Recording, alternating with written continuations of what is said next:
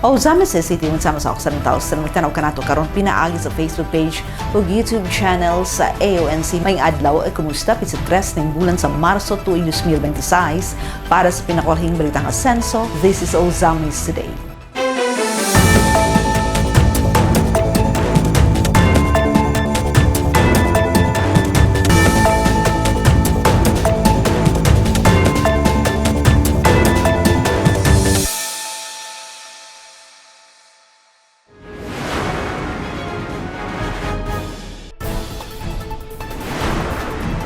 Asenso sa edukasyon padayon nga gipalig-on sa Ozamis. Padayon nga pag-asenso sa ekonomiya sa Ozamis, malampusong night market ug timbangan surprise inspection, giatagan og update ni Konsehal Ko. Asenso Pinoy padayon sa pagtabang, tulo ka anak nga dungan na admit tungod sa dinggi, 49,000 pesos nga excess bill hingpit nga nasulbad.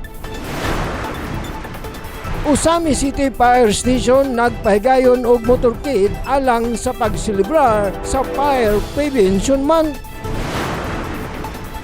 Disod 10 og LG Ozamis nagpahigayon og on-site validation alang sa dayong tabang sa mga pamilyang naapektuhan sa sunog sa Barangay Panyadero.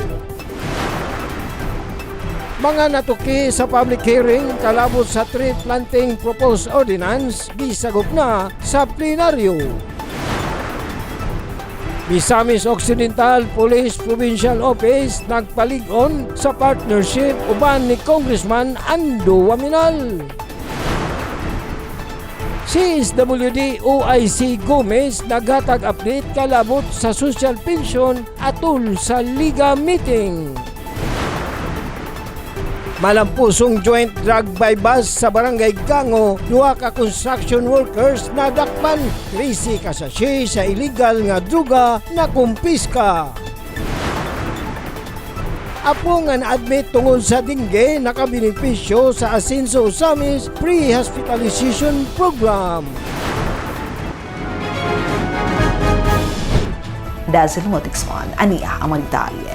Asenso sa edukasyon, padayon gagipalig-on sa Ozamis. And good news na yung report. Isip kabahin sa ligon nga pasalig sa Asenso Administration sa paghatag prioridad sa kalidad ng edukasyon alang sa kabatanunan sa Ozamis City, personal ng bisita si Mayor Sam Norman Fuentes sa site sa umaabot nga bagong building sa Rudolph Q. Abanil Elementary School. Atol siyang pagbisita, gihimo ni Mayor Sam ang usa ka on-site inspection aron masiguro nga husto ang tanang pagpangandam ug hapsay ang dagan sa proyekto. Ang pagtukod sa maong bagong eskwelahan usa ka mahinungdanong lakang sa padayon nga paningkamot sa kanunay Asenso Ozamis Administration sa paghatag og mas luwas, mas komportable ug mas angay nga palibot alang sa pagkat-on sa mga estudyante. Ubos sa liderato sa Asenso Administration, nagpabiling una sa prioridad ang edukasyon. Tungod kay ang pagpamuhunan sa mga classrooms karon nagpasabot og pag-andam sa umaabot nga mga lider sa kaugmaon. Nagpamatuod kini sa pagtuo sa kanunay Asenso Ozamis Administration nga matag batang Ozamisnon angay nga makabaton og kalidad nga pasilidad nga mosuporta dili lamang sa academic excellence kundi usab sa ilang holistic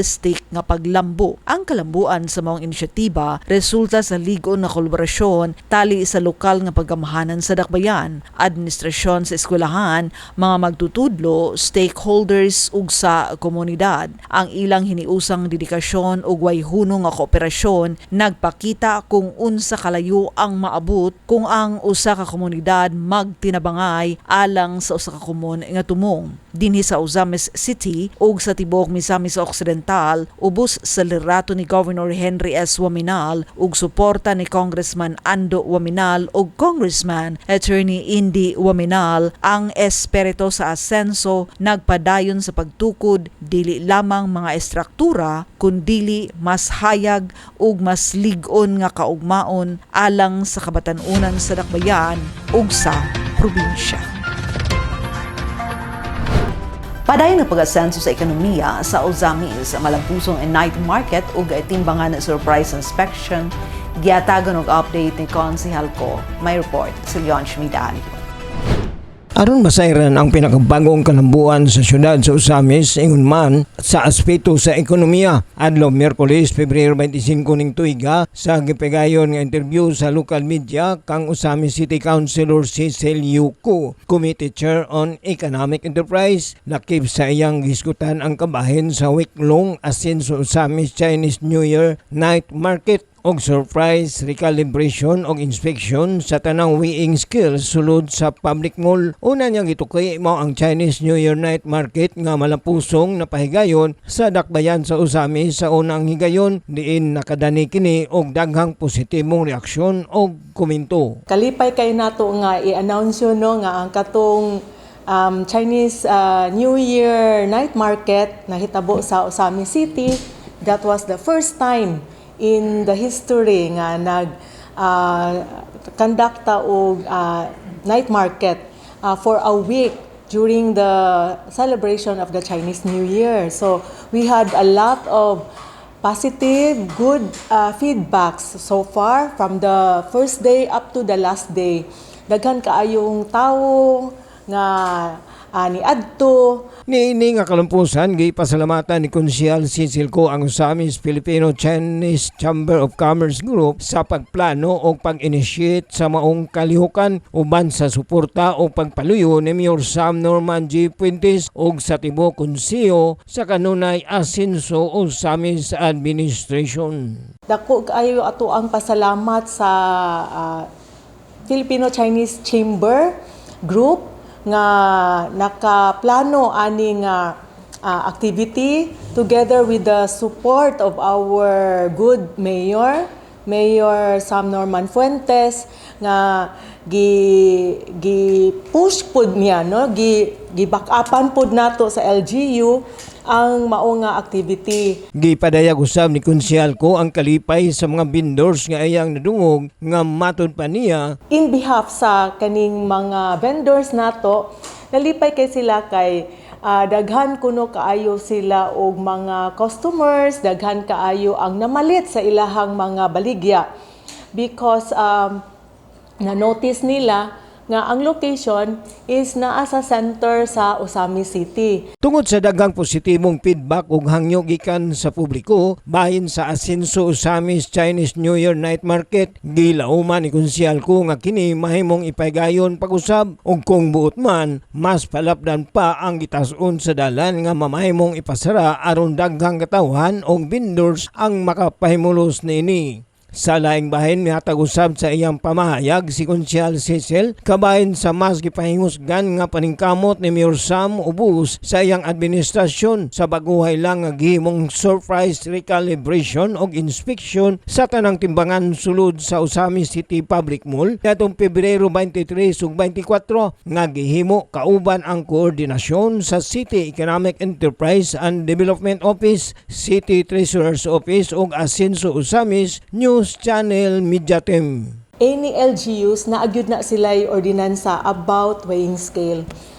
Kaning random na siya nga pwede anytime mag-check ang atong city treasurer, ang ato ang business permit division together with the city economic enterprise manager any time of the day, any time of the year.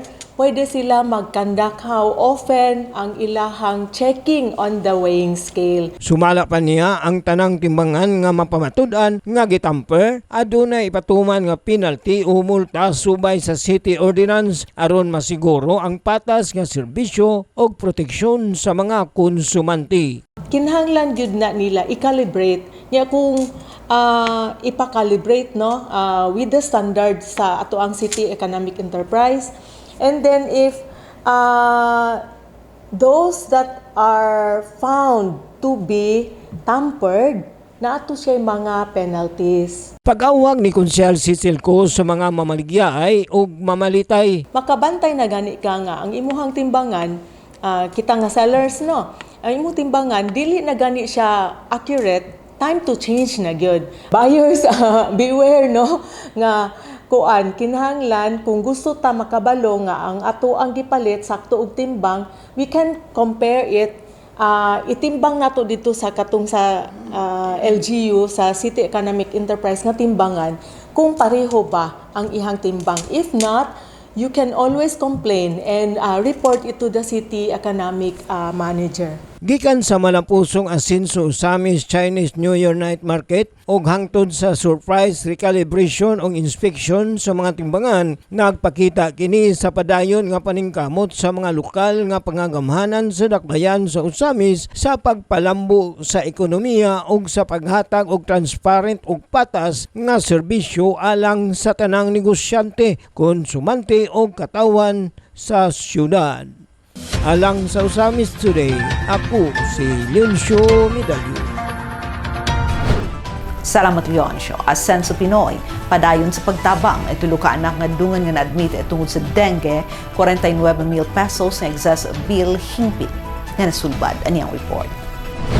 Bisan pa man nga na-admit sa pribadong ospital, hingpit gihapon nga mutabang ang Asenso Pinoy sa tanang miyembro ni ini. Usa ka pamatuod ni ini mao sa kamahan nga taga Purok 2 Doriano Magsaysay Lano del Norte, human hingpit nga nasulbad ang iyang dakong bayronon sa ospital sa dihang ang iyang tulo ka anak ay dungan nga na-admit tungod sa dengue fever. Wala gyud magduha-duha si Heidi Balangot Uyog sa pagduol sa buhatan sa Asenso Pinoy sa dakbayan sa Osamis aron mangayo og pinansyal nga tabang human mikabat sa 49,220 pesos ang kinatibukang excess bill sa iyang tulo ka mga anak nga dungan nga na-confine sulud sa unom ka adlaw sa Asentista Doctors Hospital nga nahimutang sa barangay Maranding, Lala, Lanao del Norte. Ani ako kay doon ako kay katuyuan din nga akong tulo ka anak na confine o usa ka sakit nga dengue.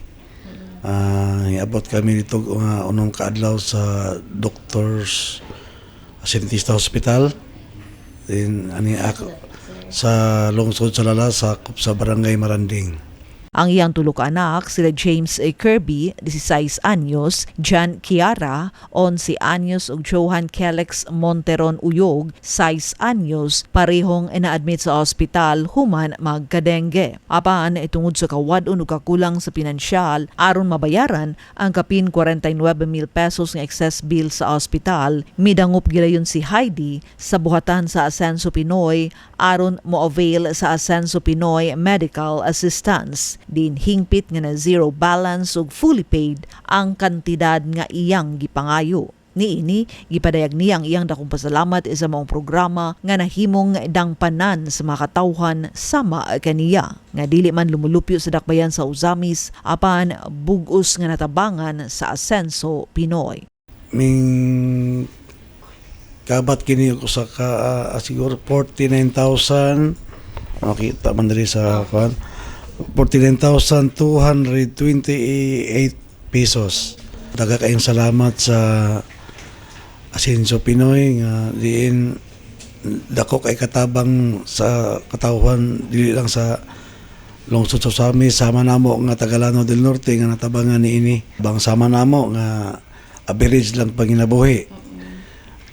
Siguro wala ko'y kabutangan sa kalipay nga sa kaniadtong eleksyon, igon lang kong nagpabalo nga adunay assistance nga maabot kanato nga sama sa hospitalisasyon. Karon tinuod na gyud, nasaksihan na gyud nako sa akong kagalingon nga naagyoy dako kaayong tabang gikan sa Asenso Pinoy. Uban siyang panginaot nga magpadayon ang mga programa aron mas daghan pang katawhang Pilipino ang matabangan sa panahon sa kalit nga emerhensya o sa ilang pagpahospital. Dugang mensahe pasalamat ang igipaabot ni Heidi Balangit Uyog ngadto kang Congressman Attorney Henry Indy F. Wamanal Jr., ang representante sa Asenso Pinoy. Kung daghang nga salamat sa imong programa, hinaot nga sa sunod magpadayon kini nga programa kay usa kini kadako kay katabang sa katilingban kay piting lisura ang magsakit dili sayon mangitag kwarta ipalit og tambal. So tungod sa imo ang kamaayo nga diin gihatagan gyud nimo ni pagtagad kini programa ang pagtabang sa mga kabos sama kanamo. kung God bless sa imo. Ozames City Fire Station nagpahigay ng motorcade alang sa pagselebrar sa Fire Prevention Month. At ang report ni Angela Mea Kirante. Formal nga gisugdan sa Bureau of Fire Protection kon BFP Ozames City Fire Station ang pagselebrar sa Fire Prevention Month 2026 adlong Lunes, Marso 2 ubos sa tema sa pag-iwas sa sunog hindi ka nag-iisa. Pinaagi sa usa ka motorcade nga nagpunting sa pagpaabot sa kahibalo sa publiko kabahin sa kaluwasan batok sa sunog ilabi na sa pagsulod sa ting-init sa bulan sa Marso. Nagkahiusa sa mga kalihukan ang mga nagkalanlaing ahensya sa gobyerno ug pribadong sektor lakip ng Ozames City Police Station, 2nd Provincial Mobile Force Company, Philippine Coast Guard Ozames, Bureau of Jail Management and Penology, Ozames City Jail, Ozames Maritime Police Station, Philippine Ports Authority, Ozames Airport ug uban pang mga partner stakeholders sa BFP. Lakip usab sa mga miduyog ang Philippine Red Cross ug mga nagunang hospital sa Dakbayan sama sa Misamis University Medical Center, Medina General Hospital, Mayor Hilarion A. Ramiro Senior Medical Center, Tobias Feliciano Faith General Hospital ug uban pang private hospitals aron ipakita ang panaghiusa sa publiko ug pribadong sektor sa pagpangandam og proteksyon batok sa sunog. Sa iyang mensahe atol sa flag raising ceremony, gi-emphasize ni Ozames City Fire Station OIC Fire Chief Inspector Lloyd M. Villaroya ang misyon ug visyon sa BFP. The Bureau of Fire Protection has its mission. We protect life to save more life. And the environment through an integrated system of prevention, response, and investigation, and strengthening public safety and community resilience. We have also a vision that a modern and trusted fire and emergency service building a safe and resilient community. Gidugang pa usab niya nga ilang paligunon ang pagpahigayon sa fire safety inspection ilabi na sa tanang istruktura sa Dakbayan aron masiguro ang kaluwasan ug seguridad sa publiko. We will intensify the conduct of fire safety inspection, especially in all structures of Ozames City Fire Station. Please help us. We cannot do this in our own. We need your help.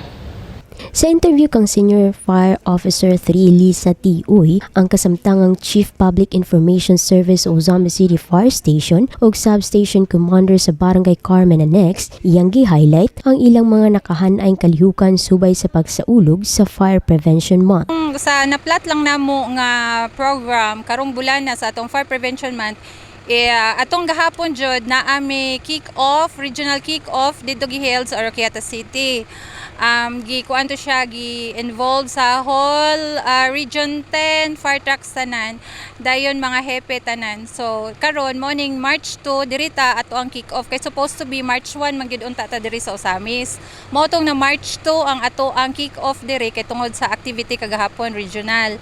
So mausa niya mo ang na-plot karon nga activity. Wala pa mi kakuan sa next na mo nga activity kay wala pa mi na inform ni Hepe gikan po sa regional, wala pa po i-inform kung sa next nga mga activity sunod ani.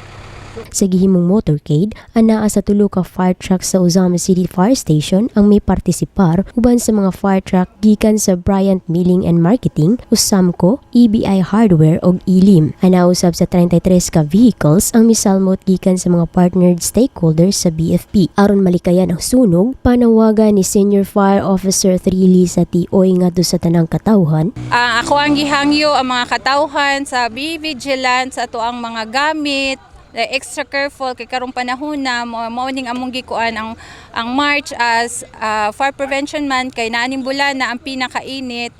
Mag-careful ta sa itong mga gamit, ato ang mga nasaksak din ang mga kuryente, ato ang i-check before ta mulakaw sa balay.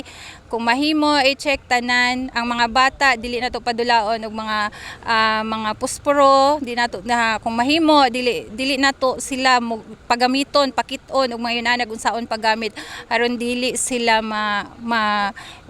ma-curious og unsaon ipagamit. Ang pagsaulog sa Fire Prevention Month 2026 sa Ozami City nagpamatuod sa panagiusa sa publiko, nagkadaiyang ahensya o pribadong sektor sa pagpalig-on sa kaluwasan batok sa sunog. Diin pinaagi sa mga motorcade, fire safety inspection ug aktibong partisipasyon sa katawhan, giawhag sa Ozami City Fire Station ang tanan sa pag-amping ug sa paglikay sa mga posibleng hinungdan sa sunog aron masiguro ang luwas ug disaster resilient nga dakbayan. Alang sa Uzamis Today, ako si Angela May Quirante. Salamat med Lisud 10 og LGU Uzamis nagpahigayon og on-site validation alang sa dayong tabang sa mga pamilyang naapektuhan sa sunog sa barangay Banyadero. Ania ang mga detalye. Aron paghatag dinali ang tabang sa mga pamilyang naapektuhan sa pag-uhay lang nahitabo nga sunog sa Purok 2 Barangay Banyadero ning Nakbayan adlaw nga Biyernes, Pebrero 27, 2026, gipahigayon sa Department of Human Settlements and Urban Development Region 10 kundi Sud 10 ang on-site validation sa mga panimalay nga nalakip sa insidente ug sa matag apektadong pamilya. Ang maong kalihukan nagtumong sa pag-assess sa maapektadong panimalay ug sa pagpadali sa paghatag og pinansyal nga tabang alang sa mga pamilyang naangol o nawad-an og panimalay tungod sa nahitabong sunog ubos sa Integrated Disaster Shelter Assistance Program kun IDSAP sa DSUD. Ang Integrated Disaster Shelter Assistance Program usa ka flagship post-disaster recovery initiative sa DSUD nga naghatag dinali ang shelter assistance alang sa mga pamilyang naapektuhan sa natural o human-induced kalamidad sama sa sunog, bagyo ug linog. Ang validation gipanguluhan ni Engineer Judith T. Abaw, Division Chief sa Public Housing and Settlements Division, kauban si Project Development Officer 3, Miss Annie Rose C. Raluto. Kini, base sa hangyo sa lokal nga pagamahanan sa Uzamis, pinaagi ni Mayor Sam. Sa gihimong on-site assessment ug pagberipika sa mga dokumento, presente sila si City Disaster Risk Reduction and Management Office kun CDRRMO Head Mr. Rico Guangco Jr., City Social Welfare and Development Office kun CSWT, OIC Mr. Raji Gomez ug YDO1 Jenny May G. Dizon uban ang koordinasyon sa mga opisyal sa barangay nga gipanguluhan ni punong barangay Roland Iliantos. Aron matino ang kwalipikadong mga benepisyaryo ug mabalidar ang hustong kantidad sa cash assistance alang sa matag pamilyang naapektuhan. Human niini ang DSUD 10 Division Chief sa Public Housing and Settlements Division nga si Engineer Abaw ug Project Development Officer 3 Raluto may courtesy visit kang Mayor Sam kauban sila CSWT OIC Gomez ug Iduan Dizon. Aron i-report ang resulta sa ilang on-site validation. Hisgutan ang dugang tabang alang sa mga biktima sa sunog ug palig-uno na ang koordinasyon tali sa DSUD 10 ug LGU Uzamis. Kining inisyatiba alang sa mga pamilyang naapektuhan sa sunog sa Purok 2 Barangay Banyadero, bunga sa hugot nga paningkamot ni Mayor Sama Norman G. Fuentes, pinaagi sa pakig-koordinar sa DSUD Region 10, nagtinguha dili lamang sa pagtino sa kwalipikadong mga benepisyaryo ug paghatag sa tukmang tabang apan usab sa pagpaligon ug pagsiguro sa hapsay, patas ug dayong paghatag sa gikinahanglan nga assistance alang sa mga biktima sa sunog ug uban pang mga kalamidad. Mga natuki sa public hearing kalabot sa tree planting proposed ordinance gisagup na sa plenaryo. Ma-report gikan sa konseho si Adon Sena.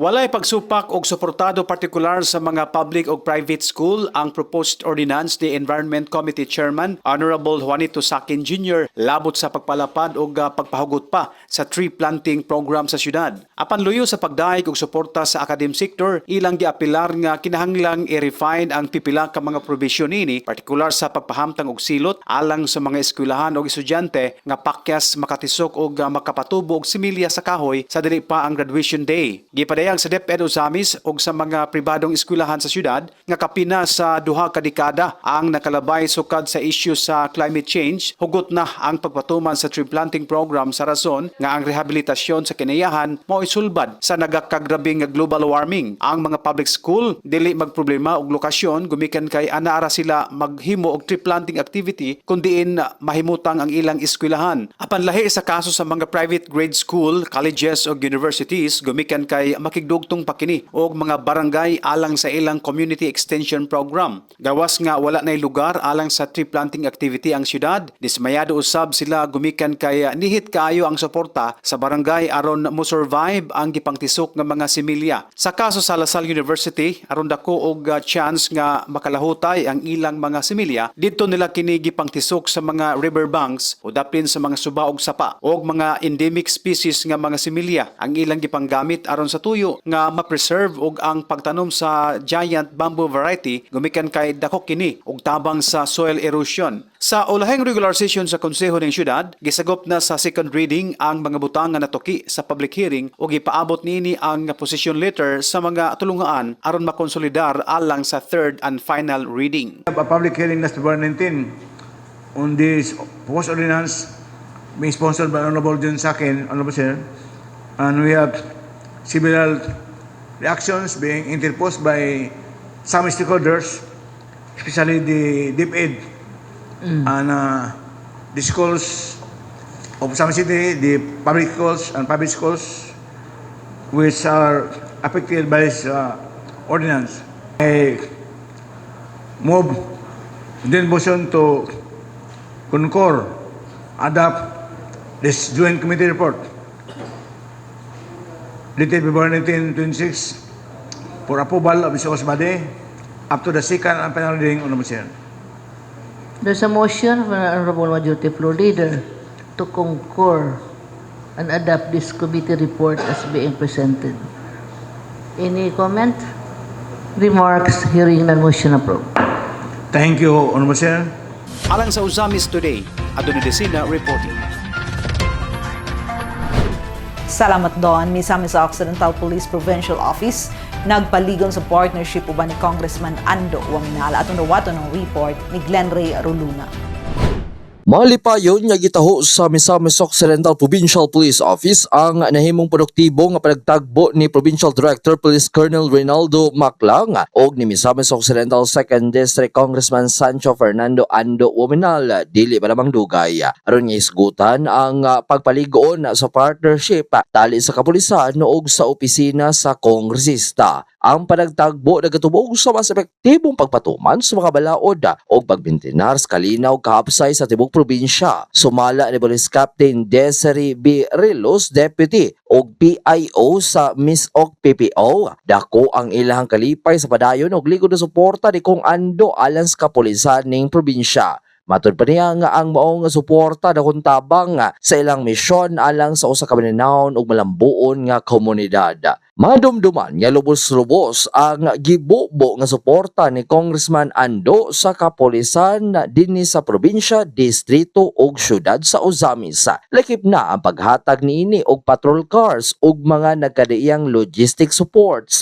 Kini aron nga masiguro nga mas paspas ug mas epektibo ang pagresponde sa mga insidente ug mas mapalig-on ang peace and order campaign sa probinsya. Ang mong inisyatiba nagpakita sa nagkahiusang pagpaningkamot sa lokal nga liderato. Inubanan sa pag-abag na ni Governor Henry S. Waminal o Asenso Pinoy Congressman Attorney Andy Waminal. Inubanan sa kapulisan alang sa kaluwasan o kaayuhan sa katawan sa Misamis Occidental. Also, we're very thankful, sir. We are very thankful sa kanunay nga support ni Congressman Ando Waminal sa 2nd District sa Misamis Occidental.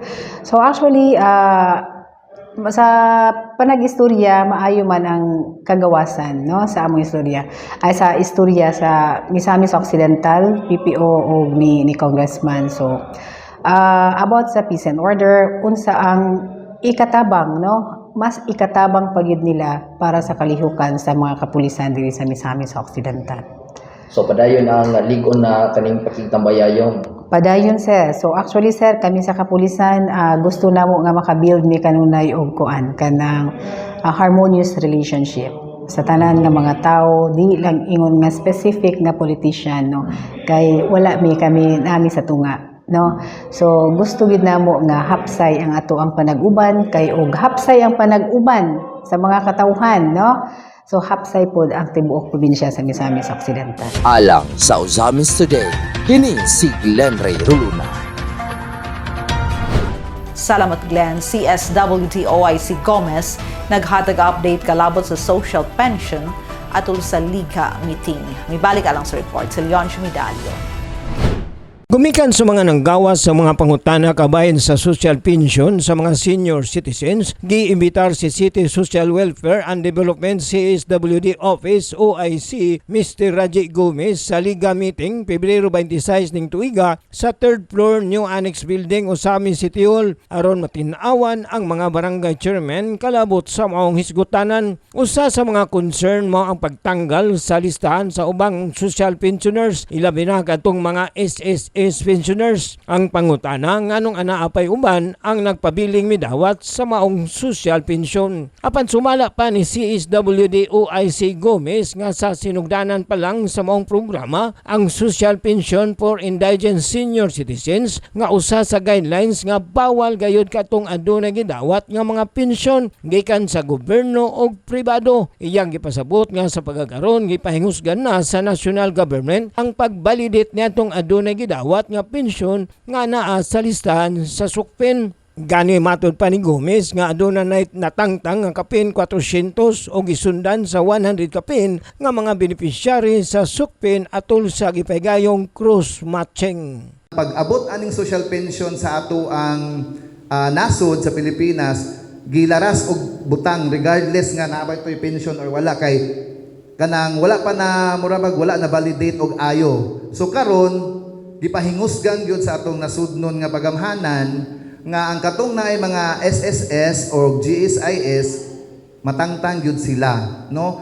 So sa giingon ni Kapitan Sali nga gianam-anam, yes tinuod nga naay mga pipila nga mga nakita na gitawag na og cross matching ni DSWD, ni SSS o ni GSIS. So ang uban nakita dayon sa system sa SSS kay kita diri sa atong level wala man ta kabalo ana, bisan pa manggalig na musumbong nato nga SSS ni siya, then mo adto mi dira sa SSS among ipangutana ma-foul man mi kay bawal man kay data privacy. So only national nga SSS o si GSIS o si DSWD. So karon ang pinaka unang hugna nga natangtang pila gito sir? 400 kapin. Tangtang jud dayon ng 400 kapin. Then misunod og mga 100 plus. Then karon gakamulo pa og cross matching. So mga almost 500 or 600 ang natangtang dayon kap. Sa pagkakaroon ang buhatan sa CSWD, nagpaabot pa sa listahan gikan sa nasyonal nga buhatan sa DSWD. Sumala pa ni Gomez. Usa-usab nga isyu ang migawas mao nganong wala pa mahulipi ang usa ka senior citizen nga beneficiary sa sukpen nga mitaliwan na sa laing kalibutan. Apan matod pa ni OIC CSWD Gomez nga base sa gipagawas nga sulat gikan sa DSWD Region 10 nga iyang nadawat atol sa gipagayong meeting nga gipatawag ni Governor Attorney Henry Waminal uban sa mga focal persons, CSWD, MSWD ug mga senior citizens presidents sa tibuok probinsya sa Misamis Occidental nga nagaingon nga base sa Republic Act No. 11315 kon Community-Based Monitoring Systems Act CBMS uban sa Philippine Statistics Authority muhimo og house to house aron sa pagvalidate og base sa resulta sa ilang validation diha usab kuhaon ang bag-ong mga pangalan nga mao'y beneficiary sa maong social pension. So una nga gipunting diri sa ato ang DSWD sa Regional Director gaingon kap DSWD adopts the CBMS generated data. So naay mga data nga nakuha sa mga per household as the official basis for identifying new physical targets. So si CBMS na ang ilahang gikuhaag data para sa mga bag-o nga mga beneficiaries pohon. Dahil nabal gilakip diri LGUs are advised to discontinue submission or referral of new names as the potential list of beneficiaries under the previous process. So buot pasabot, si CBMS national na nga mga data ang maoy mubaba og ngalan kung kinsa tong angayan nga makasulod sa maong social pension. So kita kamukap nga amo ang mga partner sa barangay nga mag-endorse mo ngalan sa amo mag-recommend puli sa patay or sa SSS, dili na ta gidiscontinue na ang ato ang katong proseso sa una. Gipasabot usab ni Project Development Officer 1 sa DSWD Region 10 nga nakabase sa lungsod sa Claren ug Osamis City, Jason Aho, nga adunay tulo ka mga guidelines nga gisunod aron mahimong beneficiary ang usa ka senior citizen sa Social Pension for Indigent Senior Citizen. Una, walay gidawat nga pensyon, walay suporta gikan sa pamilya ug walay regular nga income. Sayop tong atong una na ibalaan nga ang senior is para sa tanan. Ang atong senior karon is for indigent senior citizen lang. So tulo ka buok atong guidelines gidana. Ang una katong yung atong crucial katong na mga pensyon. So dili siya gina-consider indigent. Ikaduha, kanang naay mga support sa mga pamilya. So wala na sila gi-consider og indigent.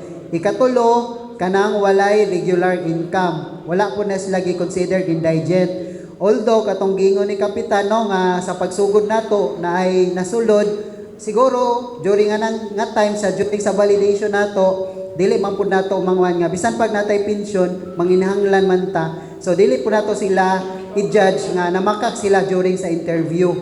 Alang sa Osamis Today, ako si Yonsho Midalo.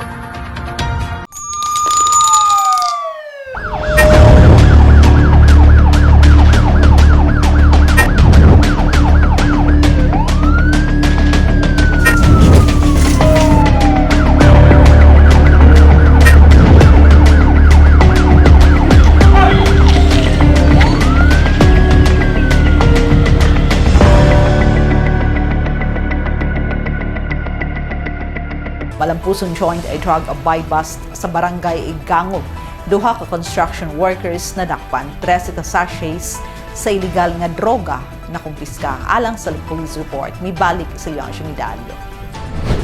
Sa padayon nga kampanya batok sa illegal nga droga, duha ka construction worker nga parehong residente sa barangay Gangon ning Dakbayan ang nasikop sa usa ka malampusong joint drug buy-bust operation nga gipaygayon alas 10:43 sa gabi, Pebrero 28 ning tuiga sa Purok 1, barangay Gango, Osamis City, pinanguluhan sa Provincial Drug Enforcement Unit kun PDO sa pagpanguna ni OIC Police Captain Roland Cagas, kaabag ang Provincial Intelligence Unit PIU sa Misamis Occidental Police Provincial Office, Philippine Drug Enforcement Agency PDEA, 2nd Provincial Mobile Force Company, 2nd PMFC ug Osamis City Police Station. Ang mga dinakpan positibo nga gila nga sila alias Ating, 38 anyos, usa ka drug surrendery og residente sa Purok 7, barangay Gango, og si alias Mikmik, 35 anyos, residente sa Purok 5, barangay Gango. Sa gihimong pagbody search uban ang presensya ni Barangay Kagawad Heribert Paredes sa Gango, representante sa Department of Justice og mga local media, nakuha gikan sa mga suspitsado ang mga musunod. Kang alias Ating nakumpiska gikan kaniya ang siyam ka small size sachet sa gihong illegal nga droga, samtang kang alias Mikmek nakuhaan kini og 4 ka small size sachet nga adunay sulod sa gituang illegal nga droga. Lakip sa mga na-recover sa operasyon ang usa ka transparent nga plastic cellophane nga gituang gisudlan sa mga nasangpit nga droga, usa ka sachet sa gidudahang illegal nga droga nga napalit sa poster buyer ug ang 500 pesos nga buy-bust money. Ang mga nasangpit nga ebidensya nga nakumpiska ug na-recover gikan sa duha ka suspitsado mao'y gamiton nga basihan sa pagpasaka og tukmang kaso batok kanila alang sa paglapas sa Republic Act 9165 o Comprehensive Dangerous Drugs Act of 2002. Ang mga dinakpan ana sa kustudiya sa Osamis City Police Station, samtang ang mga nakumpiskar nga mga ebidensya pagadadon sa Misamis Occidental Provincial Forensic Unit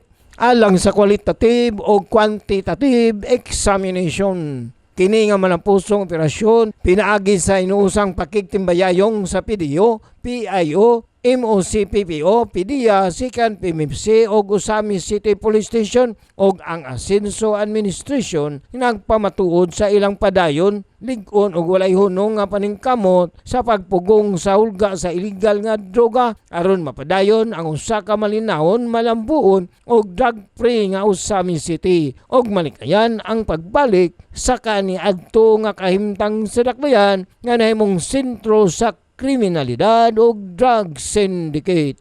Alang sa Usamis Today, ako si Leoncio Midali.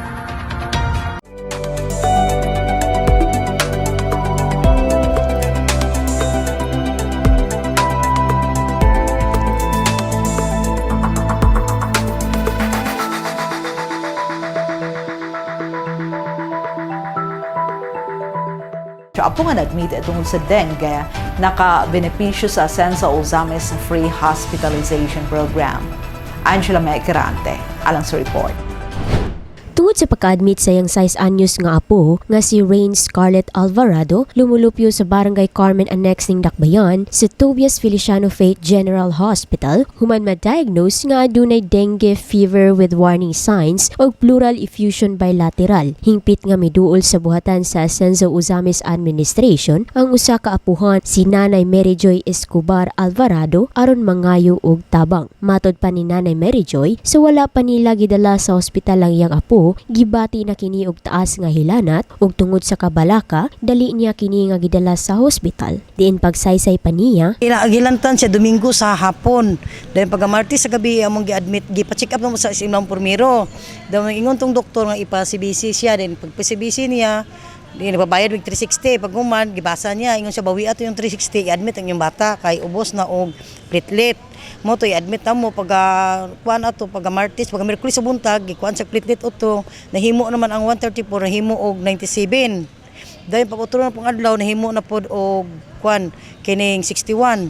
Dahil na 38, pag 38 nagdown na pod siya, nahimo 21. Mo to ning kuan na jud sila nga i-transfer yung private na kay ang bata di na jud makaya. Gidala mi sa Paco si may private man sa kang gimitag ICU ba. Mo da sige butang. Bisan pa man nga miabot sa kinatibuk ang 35,386 pesos and 42 centavos ang ilang total hospital bill apan tungod kay si Nanay Mary Joy, malaungon nga midangop sa buhatan sa Asenso, bug-o sila nga nahatagan og tabang pinansyal nga 30,000 pesos nga nakapaminos og nagpagaan sa ilang galastuhon sa hospital pinaagi sa nagpadayon nga suporta sa Asenso Usamis Free Hospitalization Program. Gisaysay usab ni Nanay Mary Joy ang rason nganong siya ang may proseso sa pagpangayo sa maong tabang sa buhatan. Din matod pa niya, wala diri gamay pa na sa kuan na kay mama ning lakaw man narbaho kuan sa layo. Gibutyag pa ni Nanay Mary Joy nga kini na ang ikalimang higayon nga siya buhing nakatagamtam og nakabenepisyo sa maong programa ug dako ang iyang pasalamat ilabi na kang Mayor Sam Norman G. Fuentes sa pag-grant kaniya sa maong tabang pinansyal. Di na kakuan ako kadawat kalima. Oh, o katry na kay tong pormiro, zero ko din zero din. Pagkakuan na size kapin ba tong balance dayon na zero na pud ko tong pag-admit sa kumbana nga na ischemic attack pud siya o kanang sa utok bitaw na kuan kay diabetic mo pud siya na zero ka ato. O karon na bangat pug 30,000. Nagpasalamat pud ako. Salamat jud ako sa tanan nga mo nga naitabang ang itong programa. Laki pa usab sa iyang gipasalamatan mao ang mga lidires sa probinsya, ilabi na ni Governor Henry S. Wominal ug ang duha ka kongresista nga sila Kung Segundo Sancho Fernando Ando F. Wominal ug Kung Asenso Attorney Henry Indy F. Wominal Jr. nga padayong nag-abag sa mga programa sa syudad. Ang kasinatian ni Nanay Mary Joy Escobar Alvarado sa Asenso Usamis Free Hospitalization Program alang sa iyang apo nga si Rain Scarlett Alvarado nagpakita sa padayon nga paningkamot ni Mayor Sam Norman G. Fuentes sa paghatag og pinansyal ug medikal nga tabang nga nakapamino sa gastuhon sa hospital sa mga Usamisnon nga nanginahanglan. Alang sa Usamis Today, ako si Angela Mequerante. Salamat mayang Ozames Rihatod Kanato ng serbisyo publiko sa kanunay Asenso Ozames Administration, pinaagi sa Asenso Ozames News Channel, ubos sa pagdumala ni Mayor Attorney Sam Norman G. Fuentes. Alang sa dugang impormasyon, please like our official Facebook pages, Sam Norman Fuentes, Attorney Indy Wominal, Kong Ando Wominal, ug Asenso Ozames News Channel. And please subscribe to the official AONC YouTube channel. Sa ngalan sa kitibukang AONC team, Leoncio Medalio, Adon Vicena, June Purgatorio, Ares Carpio, Kim Tangaro, Macjul Malinis, Angela May Carante, Mary Ann Lumapas, Xander Dalido, si Glenn Ray Ruluna sa Misamis News Network. Ako si Dazzle Gumodikson, daghang salamat. Kanunay, Asenso Ozames, padayon Asenso Segundo Distrito, Asenso Misamis Occidental, Asenso Pinoy.